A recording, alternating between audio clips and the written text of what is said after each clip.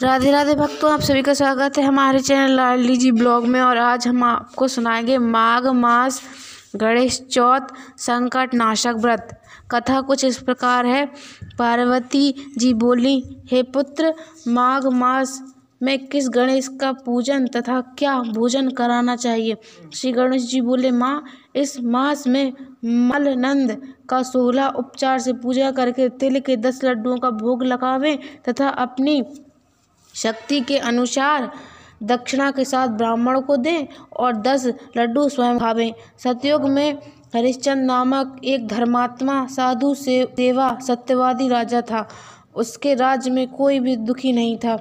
इस राज्य में एक ऋषि शर्मा ब्राह्मण रहते थे। उनके एक पुत्र पैदा हुआ और कुछ समय के बाद ब्राह्मण की मृत्यु हो गई।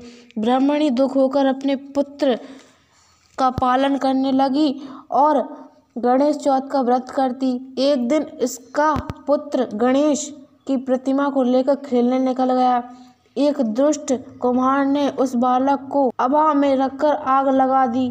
इधर जब लड़का घर नहीं आया तो ब्राह्मणी बड़ी दुख को प्राप्त हुई और डरते हुई गणेश से अपनी पुत्र के लिए प्रार्थना करने लगी। वो कहने लगी, अनाथों के नाथ मेरी रक्षा करो, मैं आपकी शरण में हूँ। इस प्रकार रात्रि भर विलाप करती रही। प्रातः काल कुम्हार आवा देखने को आया।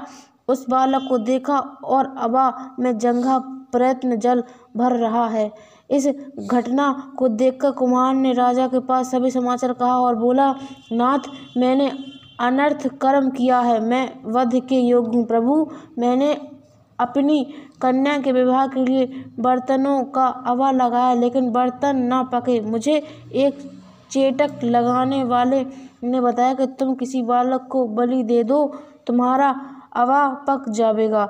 मैंने इस ब्राह्मण बालक की बलि दी, परंतु अब अबे में जल भर रहा है और बालक खेल रहा है। उस समय ब्राह्मणी आ गई और अपने बालक को उठाकर कलेजे से लगाकर चूमने लगी।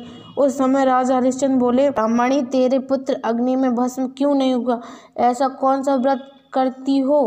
ब्राह्मणी बोली, महाराज, कोई भी विद्या नहीं जानती हूँ और ना कोई तप करती हूँ। मैं संकट गणेश जी नामक चौथ का व्रत करती हूँ। इस व्रत के प्रभाव से मेरे पुत्र कुशल पूर्वक है। राजा बोले, आज से मेरी प्रजा इस व्रत को करे। समस्त नगरवासियों गणेश जी का व्रत करने लगे। श्री कृष्ण बोले, धर्मराज, तुम भी इस व्रत को करो। इसके प्रभाव से तुम्हारे सभी मनोरथ पूर्ण होंगे और शत्रुओं पर विजय प्राप्त होगी। युधिष्ठिर ने इस व्रत के प्रभाव से अपना राज्य प्राप्त कर लिया।